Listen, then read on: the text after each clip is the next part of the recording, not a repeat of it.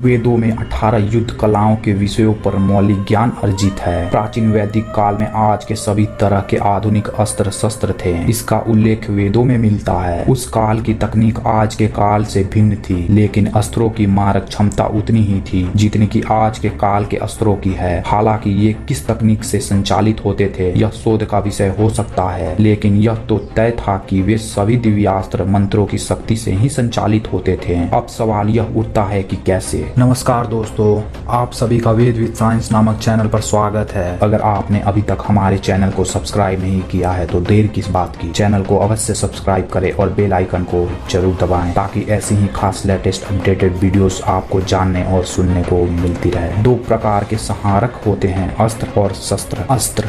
अस्त्र उसे कहते थे जो किसी मंत्र या किसी मंत्र द्वारा संचालित होते थे। मंत्र और यंत्र द्वारा फेंके जाने वाले अस्त्र बहुत ही भयानक होते थे। इनके चारों तरफ हाहाकार मच जाता था, जैसे वर्तमान में यंत्र से फेंके जाने वाले अस्त्र लोप होती है। मंत्र से जैसे ब्रह्मास्त्र, पाशुपतास्त्र, पर्जन्यास्त्र आदि। शस्त्र हाथों से चलाए जाने के कारण इन्हें शस्त्र कहते हैं। शस्त्र दो प्रकार के होते थे, यंत्र शस्त्र और हस्त शस्त्र। यंत्र शस्त्र के अंतर्गत शक्ति, तोमर, पास, बाण, सायक, सन, तीर, हरिद, भिंतिपाल, नारज आदि होते थे। हस्त शास्त्र के अंतर्गत रिष्टि, गदा, चक्र, वज्र, त्रिशूल आदि उक्त सभी से युद्ध लड़ा जाता था। दिव्यास्त्रों की जानकारी।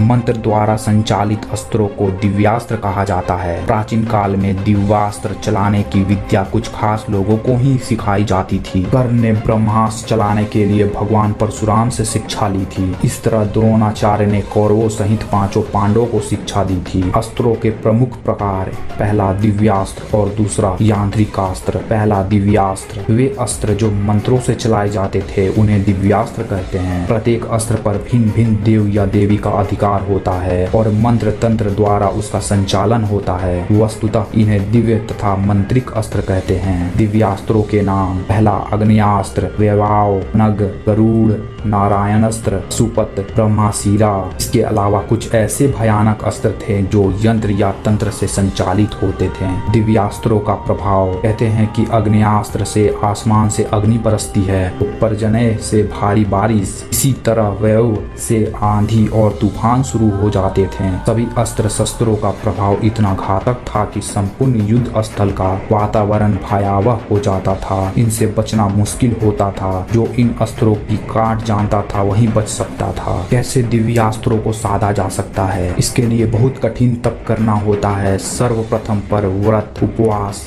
ध्यान आदि करके मन को काबू में करने की 5 इंद्रियों को संचालित करने की शक्ति अर्जित की जाती है। जो व्यक्ति एक चित्त हो जाता है वही दिव्यास्त्र को प्राप्त करने की क्षमता रखता है। प्रत्येक शस्त्र पर भिन्न भिन्न देव या देवी का अधिकार होता है और मंत्र तंत्र और यंत्र के द्वारा उसका संचालन होता है। मंत्रों के बारे में महादेवेन किलीतम में लिखा है कि आपके अंदर योग्यता, पात्रता और पवित्रता है तो मंत्र का प्रयोग आप कर सकते हैं, अन्यथा नहीं। ब्रह्मास्त्र क्या है? ब्रह्मास्त्र अचूक अस्त्र है जो शत्रु और उसके पक्ष का नाश करके ही छोड़ता है। इसका प्रतिकार दूसरे ब्रह्मास्त्र से ही हो सकता है, अन्यथा नहीं।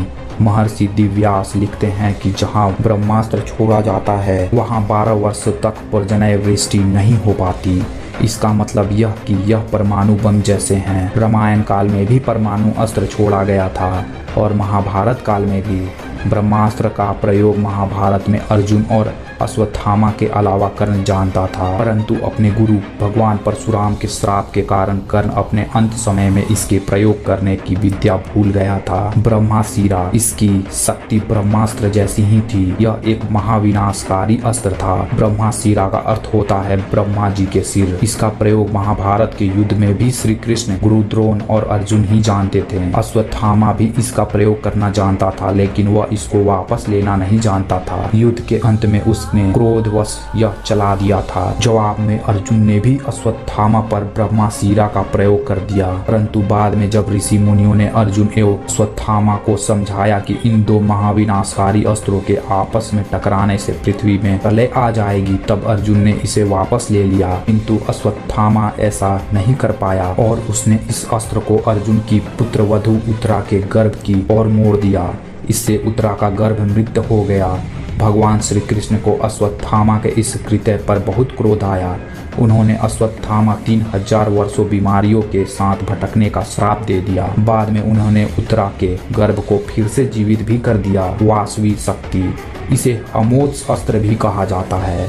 यह महाविनाशकारी अस्त्र इंद्र के पास था।